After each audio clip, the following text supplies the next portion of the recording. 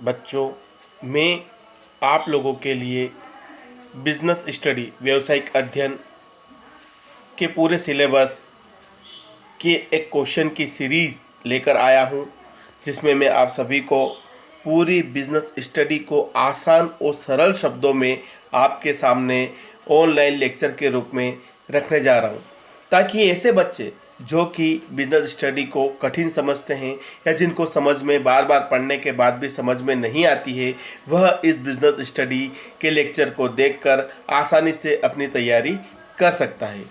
इन lecture की सबसे बड़ी विशेषता यह होगी कि हिंदी और इंग्लिश मीडियम दोनों प्रकार के बच्चे आसानी से इन लेक्चर से तैयारी कर सकते हैं। अपन चैप्टर वाइज स्टडी करने से पहले बिजनेस स्टडी व्यावसायिक अध्ययन के बारे में यह समझेंगे कि इस बुक के अंदर टोटल कितने चैप्टर होते हैं और हर चैप्टर का एग्ज़ाम में कितना वेटेज होता है, ताकि आप एग्ज़ाम के अनुसार अच्छे से तैयारी कर सकें। तो चलो बच्चों, अपन चलते हैं आगे बिजनेस स्टडी को एक बार समझने के लिए। बच्चों, जैसा कि आपको दिखाई दे रहा है, बिजनेस स्टडी के टोटल 12 चैप्टर होते हैं। इन 12 चैप्टर्स को व्यावसायिक अध्ययन बिजनेस स्टडी में 2 पार्ट में डिवाइड किया गया है, part A and part B. Part A के अंदर टोटल 8 चैप्टर हैं, 8 अध्याय हैं, और पार्ट बी के अंदर बचे हुए 4 चैप्टर हैं। अपन सीक्वेंस वाइज देख लेते हैं कि एग्ज़ाम के नज़रिए से कौन से चैप्टर कितने नंबर का वेटेज रखते हैं। तो मैं आपको बता दूं, पार्ट ए के अंदर चैप्टर फर्स्ट, सेकेंड और थर्ड तीनों चैप्टर मिला के 16 नंबर का वेटेज रखते हैं। इसके बाद चैप्टर 4 और 5 दोनों मिलाकर 14 नंबर का वेटेज रखते हैं, और बचे हुए चैप्टर 6, 7, 8 ये 20 नंबर का वेटेज एग्ज़ाम में रखते हैं पार्ट ए के अंदर। और बात करें पार्ट बी की, तो चैप्टर नंबर 9 और 10 15 मार्क्स का वेटेज रखते हैं, और चैप्टर 11 और 12 दोनों मिला के 15 मार्क्स 15 मार्क्स का वेटेज रखते हैं। इसी प्रकार से मैं आपको बता दूं कि पार्ट ए टोटल 50 मार्क्स का वेटेज एग्ज़ाम में रखता है। उसी प्रकार से पार्ट बी 30 मार्क्स का वेटेज एग्ज़ाम में रखता है। दोनों को मिला के 80 नंबर होते हैं। बचे हुए 20 नंबर के लिए आपका एक प्रोजेक्ट होता है। उस प्रोजेक्ट से आपको 20 नंबर मिलते हैं। तो आपको पार्ट ए, पार्ट बी के साथ साथ प्रोजेक्ट की तैयारी भी करना होती है। यह बहुत आसान होता है, बहुत इजी होता है। आप प्रोजेक्ट के नाम से डरिए मत, बहुत इजी तरीके से, आसान तरीके से आप इसका आंसर लिख पाएंगे। तो बच्चों, आपको समझ में आ गया होगा कि बिजनेस स्टडी के अंदर हमको किस प्रकार से तैयारी करना है, कौन सा पार्ट ए होता है, कौन सा पार्ट बी होता है, और प्रोजेक्ट में क्या पूछा जाता है। ठीक है बच्चों, तो अब अपन चलते हैं सीक्वेंस वाइज चैप्टर की स्टडी की ओर।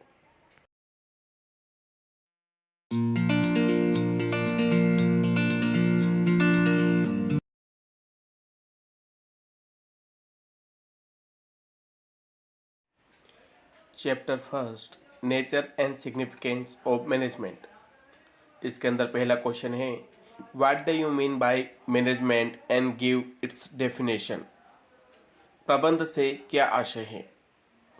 इसका आंसर है, कोई भी व्यवसाय, चाहे वह व्यापारिक हो या गैर व्यापारिक, सभी के लिए कुछ उद्देश्य एवं लक्ष्य होते हैं।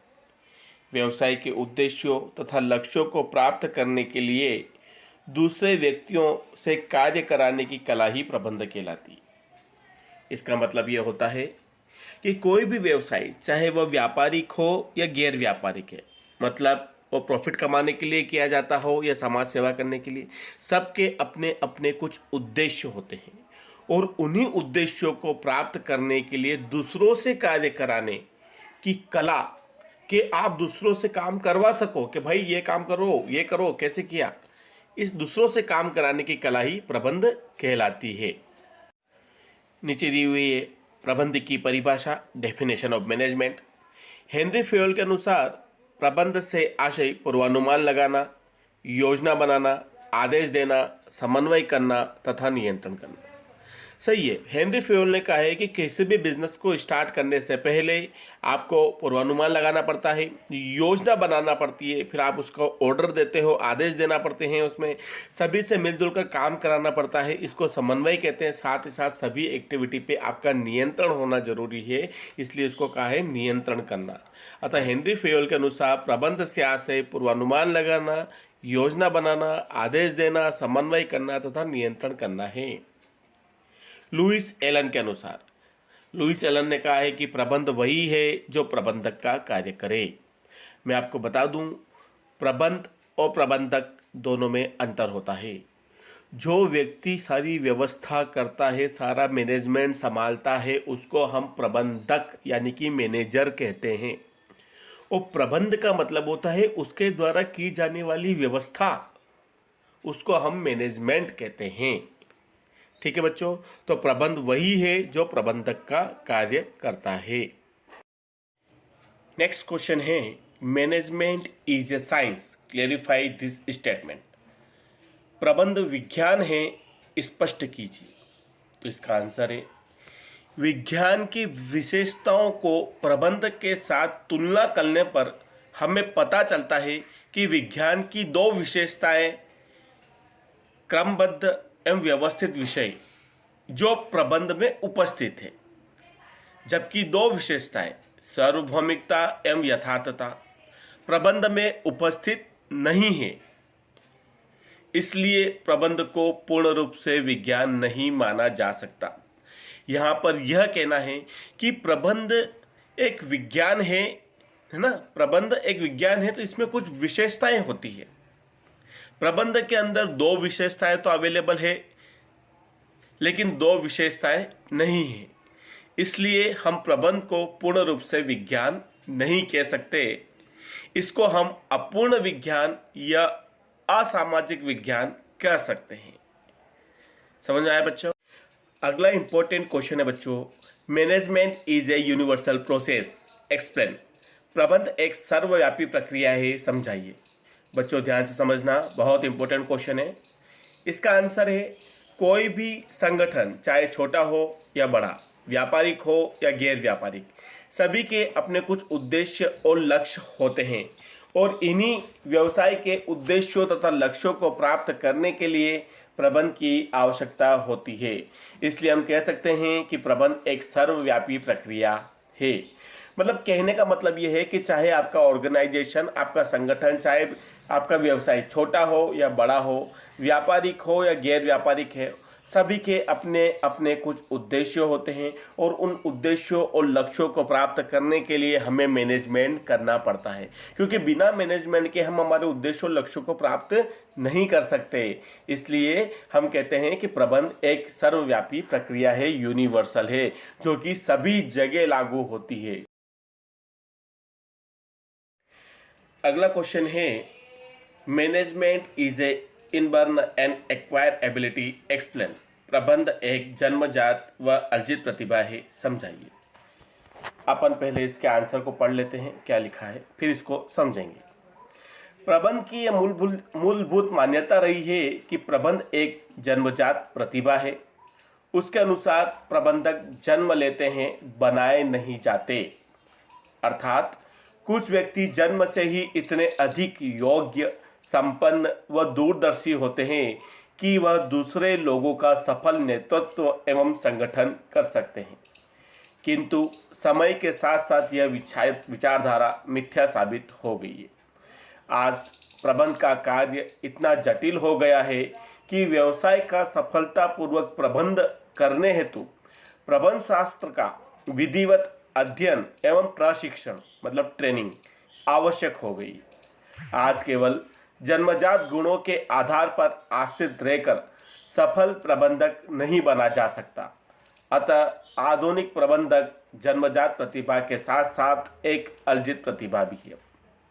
यहाँ पर यह कहना चाहता है कि पुराने समय में ये मान्यता थी कि अच्छे प्रबंधक जन्म लेते हैं, इन्हें बनाए नहीं जा सकते। ये जन्म से ही इतने इंटेलिजेंट होते हैं, इतने गुणी होते हैं, पारदर्शी होते हैं, दूरदर्शी होते हैं कि किसी भी काम को बहुत अच्छे तरीके से कर लेते हैं और लोगों से करवा लेते हैं। इन्हें किसी प्रकार की समस्या नहीं आती, इनके अंदर एक अच्छा हुनर होता है, ये गॉड गिफ्ट लेके धरती पर आते हैं। लेकिन आज व्यवसाय की आवश्यकताओं को देखते हुए, व्यवसाय की कठिनाइयों जटिलता को देखते हुए ये बात गलत साबित हो गई है। आज एक अच्छे कॉलेज में एडमिशन लेकर, यूनिवर्सिटी में एडमिशन लेकर, प्रबंध शास्त्र मैनेजमेंट की पढ़ाई कर ट्रेनिंग लेकर एक अच्छा मैनेजर तैयार किया जा सकता है जो कि एक अच्छा मैनेजमेंट कर सके। इसलिए हम कह सकते हैं कि आज आधुनिक प्रबंध जन्मजात प्रतिभा के साथ साथ अर्जित प्रतिभा भी है। अर्जित प्रतिभा का मतलब होता है हम पढ़ लिख कर एक अच्छा मैनेजमेंट लागू कर सकते हैं। मैं समझता हूं बच्चों आप लोगों को समझ में आ गया होगा। अपन चलते हैं अगले क्वेश्चन की ओर। नेक्स्ट क्वेश्चन है, management is A dynamic process, explain. प्रबंध एक गतिशील प्रक्रिया है, समझाइए। अपन पहले इसके आंसर को समझ लेते हैं, पढ़ लेते हैं क्या लिखा हुआ है। प्रबंध केवल नियोजन, संगठन, निर्देशन, समन्वय और नियंत्रण तक ही सीमित नहीं है। यह एक गतिशील प्रक्रिया है जो निरंतर चलती रहती है। इसके अंतर्गत निरंतर सोच विचार कर निर्णय करना पड़ता है ताकि व्यवसाय आगे बढ़ता रहे और अपने व्यवसाय के उद्देश्यों और लक्ष्य को प्राप्त करता रहे। इस प्रकार प्रबंध एक गतिशील व निरंतर चलने वाली प्रक्रिया है। इस आंसर में यह समझाया गया है कि किसी भी व्यवसाय में सिर्फ एक बार कोई भी आप प्लानिंग कर लो, ऑर्गेनाइजेशन बना दो, कोऑर्डिनेशन कर दो, समन्वय, नियंत्रण एक बार लागू कर दो कि हमने बस अच्छा नियंत्रण लागू कर दिया, अच्छी प्लानिंग कर ली है, अब हमें कुछ नहीं करना, तो ऐसा नहीं है। आपको समय समय पर उसमें सोच विचार करना पड़ेगा और उसमें परिवर्तन करना पड़ेगा ताकि आपका व्यवसाय आगे बढ़ता रहे और आप उद्देश्यों लक्ष्यों को प्राप्त करते रहें। मैनेजमेंट हमेशा निरंतर चलने वाली प्रक्रिया है। आपको हमेशा बिजनेस में लगकर कुछ न कुछ तो मैनेजमेंट करना ही पड़ेगा। ऐसा नहीं है कि आप सिर्फ एक बार मैनेजमेंट लागू करके भूल जाए कि नहीं हमने मैनेजमेंट लागू कर दिया अब हमारा बिजनेस अच्छा चलेगा। ऐसा नहीं है। बिजनेस में हमेशा आपको निरंतर सोच विचार करके नए नए डिसीजन लेना पड़ेंगे, नए नए नियम बनाना पड़ेगा और सही प्रकार से बिजनेस को कंट्रोल कर मैनेज करके आगे बढ़ाना पड़ेगा। इसलिए कहा गया है कि मैनेजमेंट एक गतिशील व निरंतर चलने वाली प्रक्रिया है। जब तक बिजनेस रहेगा तब तक आपको मैनेजमेंट करना पड़ेगा।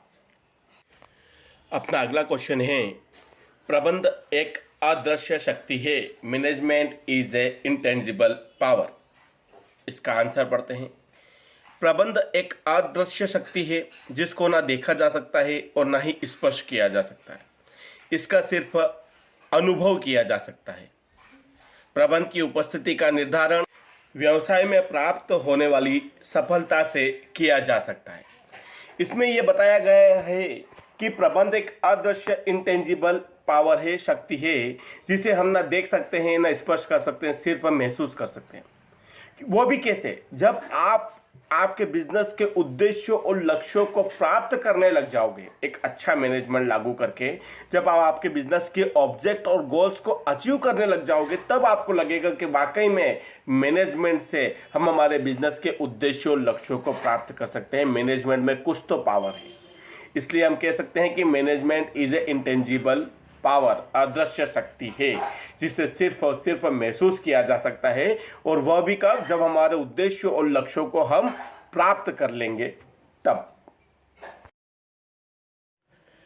अगला क्वेश्चन है, management is A art, clarify this statement. प्रबंध कला है, स्पष्ट कीजिए। इसके आंसर को पढ़ के समझने की कोशिश करते हैं। कला की विशेषताओं की प्रबंध से तुलना करने पर हमें पता चलता है कि कला की सभी विशेषताएं प्रबंध में उपस्थित है। कला मतलब आर्ट। आर्ट में जितनी भी विशेषताएं होती है, कैरेक्टरिस्टिक्स होती है, वह सभी प्रबंध में, मैनेजमेंट में मिलती है। इसलिए प्रबंध को दूसरों से काम लेने की कला के रूप में पुकारा जा सकता है। इसलिए हम कह सकते हैं कि प्रबंध एक कला है। यहाँ पर यह समझाने की कोशिश की गई है कि जिस प्रकार से एक कला के अंदर, आर्ट के अंदर कुछ विशेषताएं होती है कि उस आर्ट को अच्छी तरीके से लागू किया जाता है। उस आर्ट को आर्ट तभी कहा जाता है जब वो एक सिस्टमेटिक तरीके से अपना काम कर सके, अपने को प्रेजेंट कर सके। तो उसी प्रकार से मैनेजमेंट का भी काम ये है कि वो दूसरों से काम करवा सके। तो मैनेजमेंट में भी कला होना चाहिए कि वो दूसरों से काम करा सके, क्योंकि उसे दूसरों से काम कराना होता है और हर कोई व्यक्ति दूसरों से काम नहीं करा सकता। इसलिए कहा गया है कि कला की जो विशेषता होती, वही विशेषता मैनेजमेंट प्रबंध में भी पाई गई है। इसलिए हम कह सकते हैं कि प्रबंध एक कला है, क्योंकि प्रबंध का काम भी दूसरों से काम लेना होता है। अगला अपना इंपॉर्टेंट क्वेश्चन है, management is an art as well as science, explain this statement. प्रबंध कला भी है और विज्ञान भी, इस कथन को स्पष्ट कीजिए। बच्चों, इसका आंसर बहुत ध्यान से समझना, बहुत बहुत इंपॉर्टेंट क्वेश्चन है। पहले अपन पढ़ लेते हैं यहाँ पे क्या लिखा है, फिर इसके बाद इसको समझेंगे। प्रबंध कला और विज्ञान दोनों है। विज्ञान की तरह प्रबंध के पास क्रमबद्ध सुव्यवस्थित ज्ञान और कला की तरह इसका उचित ढंग से प्रयोग करने के लिए व्यक्तिगत कौशल, सृजनात्मक और अभ्यास की आवश्यकता होती है। कला और विज्ञान एक दूसरे के विपरीत नहीं हैं, दोनों प्रबंध के कार्य में एक साथ विद्यमान हैं। अतः हम कह सकते हैं कि प्रबंध कला और विज्ञान दोनों हैं। इसको आप आसान शब्दों में समझिए। जिस प्रकार से विज्ञान के कुछ नियम और सिद्धांत होते हैं, ठीक उसी प्रकार से हमारे प्रबंध के भी कुछ नियम और सिद्धांत हैं, और इन्हीं नियमों और सिद्धांतों को सही प्रकार से लागू करना कला कहलाता है, ताकि हम हमारे बिजनेस के उद्देश्यों और लक्ष्यों को आसानी से प्राप्त कर सकें। इसलिए कहा गया है कि प्रबंध कला और विज्ञान दोनों हैं। अगला क्वेश्चन है, explain the relation between effectiveness and efficiency. प्रभावपूर्णता और कुशलता में अंतर बताइए। अपन इसका आंसर पढ़ लेते हैं। प्रभावपूर्णता और कुशलता दोनों सिक्के के दो पहलुओं के समान हैं, इसलिए इन दोनों में आवश्यक संतुलन बनाकर रखना होता है। प्रबंधक के लिए न्यूनतम लागत पर लक्ष्य को प्राप्त करना सर्वाधिक महत्वपूर्ण होता है।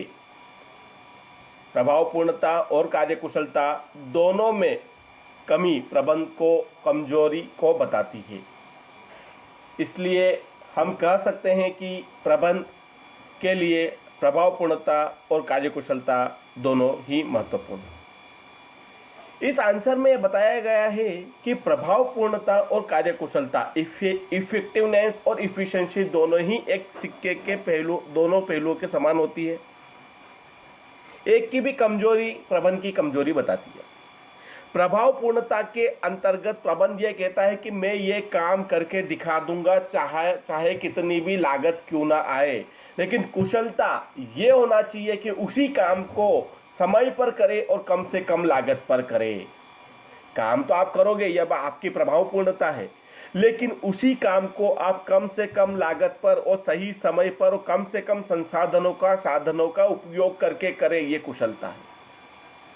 तो ये दोनों चीजें प्रबंध में होना चाहिए। अगर आप समय पे काम नहीं करोगे तो भी आप किसी काम के नहीं हैं, लेकिन आप समय पे काम कर दोगे लेकिन लागत ज़्यादा आ गई, आपने चीज़ें फालतू में वेस्टेज यूज़ कर दी, तो फिर आपका प्रबंध किस काम का।